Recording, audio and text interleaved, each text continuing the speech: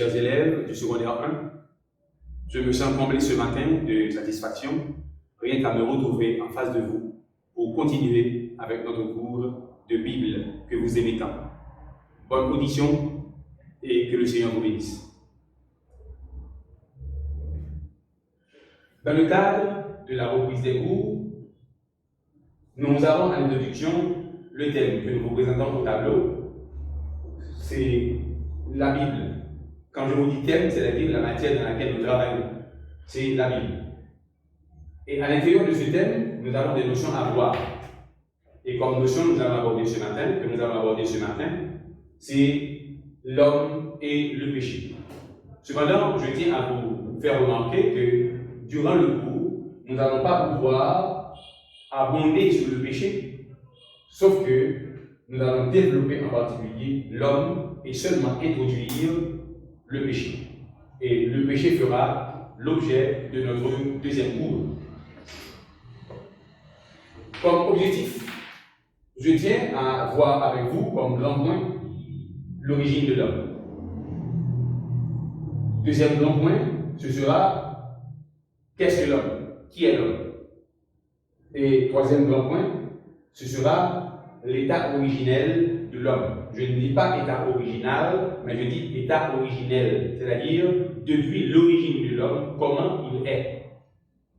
Et comme quatrième grand point, je verrai avec vous le but de la création de l'homme. Pourquoi l'homme a-t-il été créé? Et comme dernier grand point, ce sera le péché dans le monde sous forme d'introduction, comme annoncé au début.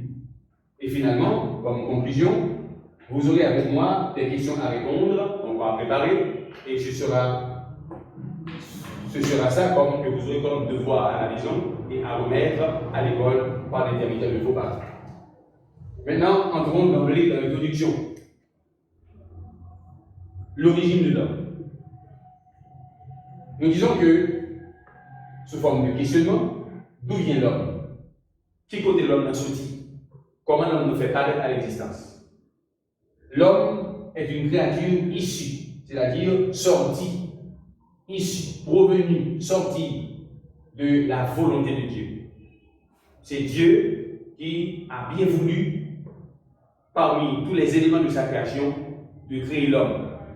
Et en passant, je dis que l'homme représente la coiffe de la créature de Dieu, parce qu'avant la création de l'homme, Dieu a tout créé et l'homme constitue le point final de la création de Dieu. Donc, l'homme est une création issue, sortie, provenue de la volonté de Dieu.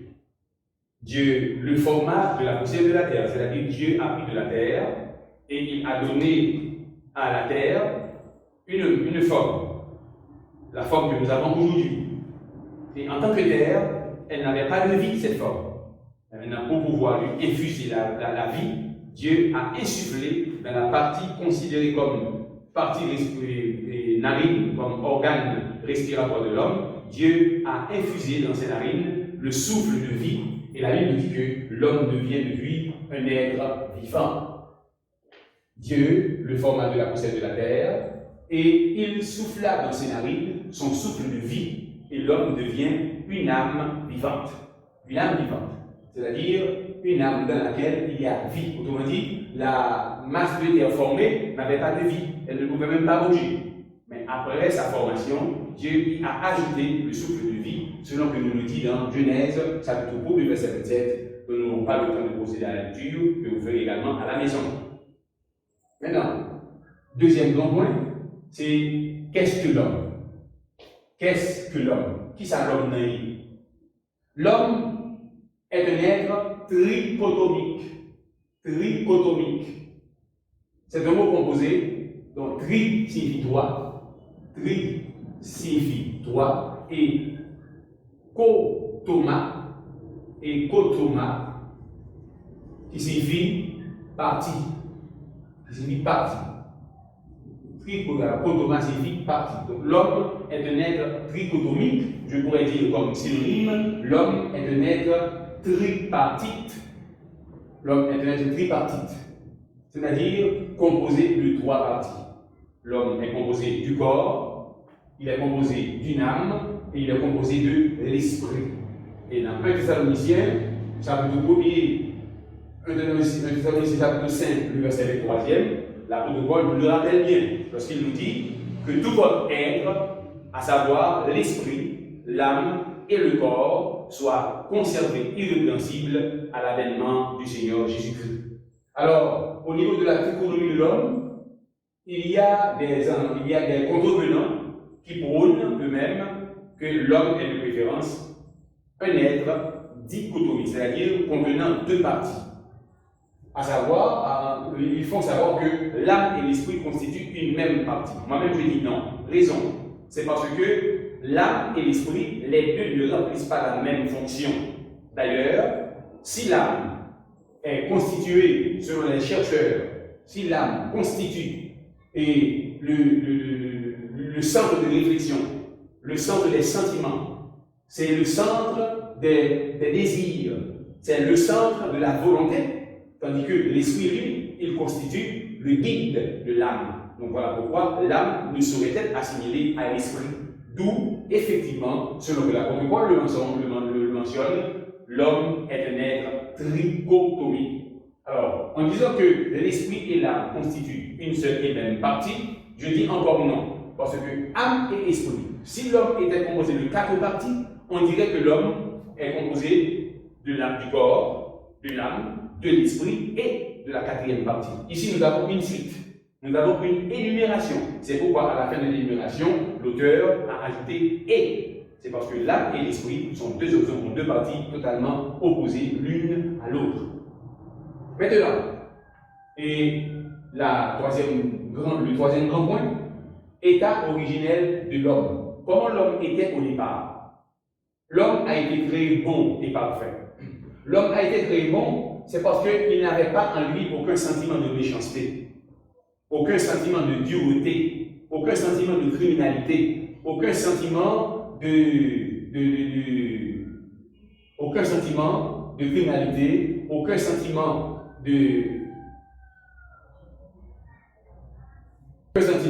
de vol, aucun sentiment de criminalité, aucun sentiment d'adultère, aucun mauvais sentiment en un mot. Il était créé bon et parfait. La perfection de l'homme ici ne s'avoisine pas, ne s'apparente pas, n'est pas comparable à la perfection de Dieu lui-même. Parce que quand on parle de l'homme né parfait, c'est parce que l'homme ne manquait rien pour qu'il soit un homme complet. Par exemple, si je prends une carafe, la carafe est formée de corps, elle est formée d'une manche, elle est formée aussi d'une couvercle et de bec. Mais si à la carafe, on ne voit pas de bec, on dit que la carafe manque quelque chose. Mais quant à l'homme, lui, à la création, il ne manquait de rien qui ferait de lui un homme imparfait. C'est pourquoi nous disons que l'homme était d'une part créé bon et finalement, il était aussi créé parfait. Il vivait avec Dieu dans un état d'innocence. Parce que c'est vrai, c'est l'homme que Dieu a donné la charge de nommer les choses, de donner aux choses qu'il a créées des noms. Mais l'homme était quand même innocent parce que malgré toute la connaissance qu'il avait, certaines autres connaissances, il ne les avait pas encore, jusqu'à sa chute. C'est pourquoi, en Genèse 1er, verset 26, la Bible nous dit que l'homme, il vivait avec Dieu en de très bons termes, mais malheureusement, à l'instigation de Satan, l'homme n'a pas continué de respecter la loi de Dieu. C'est pourquoi on parle on parle de la chute de l'homme. L'homme a chuté. Autrement dit, au début, encore à l'origine, l'homme était créé bon, il était sans péché, il était parfait, c'est-à-dire il ne manquait rien à sa structure qui pourrait faire de lui une créature imparfaite, il avait tout, et il vivait avec Dieu dans un état d'innocence. C'est parce qu'il y avait des choses qu'il ignorait encore, selon Genèse chapitre 2, verset 26. Maintenant, nous sommes maintenant au troisième grand point de ce cours, c'est le but de la création de l'homme.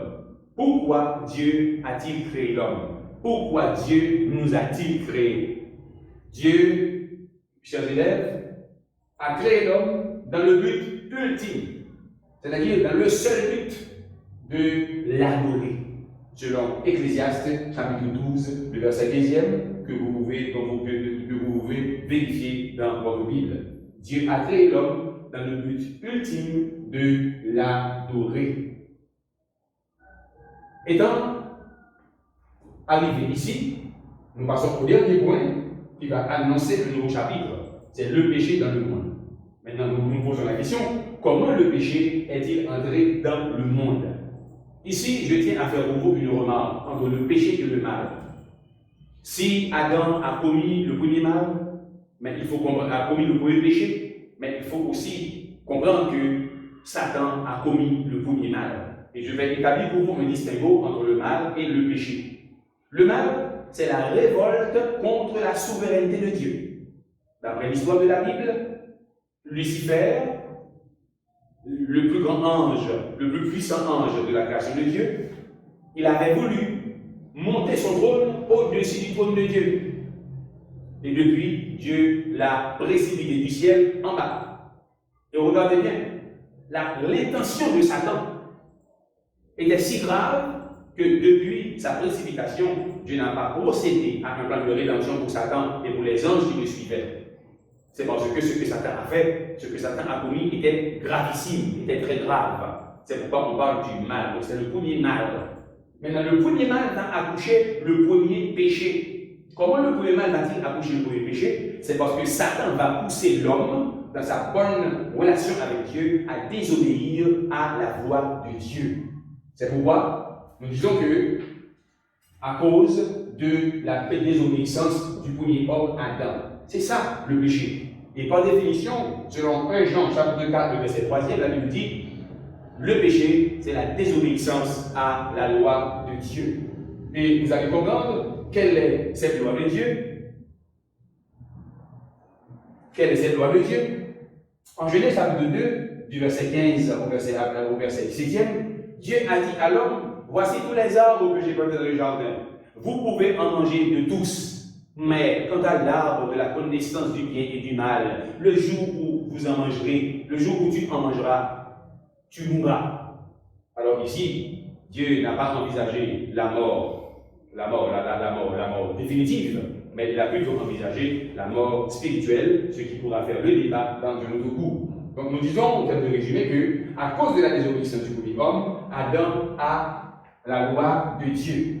Et finalement, vous allez voir, à cause de cette désobéissance, tous les hommes qui vont descendre de la généalogie d'Adam auront à éviter ce péché. C'est pourquoi en Romains, chapitre 5, verset 12, la Bible nous dit car tous ont péché. Alors c'est pourquoi, comme par un seul homme, le péché est entré dans le monde, et par le péché la mort, et la mort s'est étendue à toute la race humaine.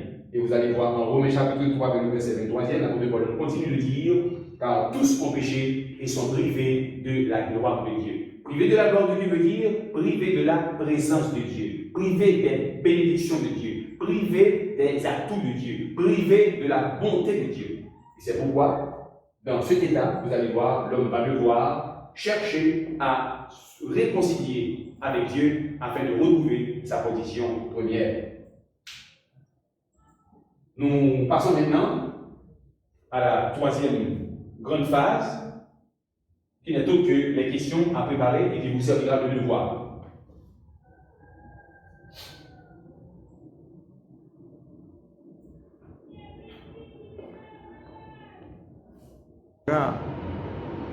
À la fin et comme conclusion, c'est la séquence des questions à préparer que vous considérez pour moi comme devoir pour la prochaine fois, à remettre pour la prochaine fois. La première question, c'est que signifie le terme trichotomique, que je viens à peine de voir avec vous, et dont j'ai fait la différence par rapport à un autre mot qui ne l'est pas semblable, bien entendu. C'est pour établir la différence. Deuxième question, vrai ou faux? Vous avez 4 questions ici à répondre par vrai ou par faux. L'homme a été créé par la parole de Dieu, vrai ou faux? L'homme est un être dichotomique, vrai ou faux? L'homme a été formé de la poussière, vrai ou faux? Et finalement, l'homme a été créé parfait comme Dieu. Troisième question, comment l'homme a-t-il chuté? comment l'homme a-t-il chuté? Pourquoi, la question, Dieu a-t-il créé l'homme?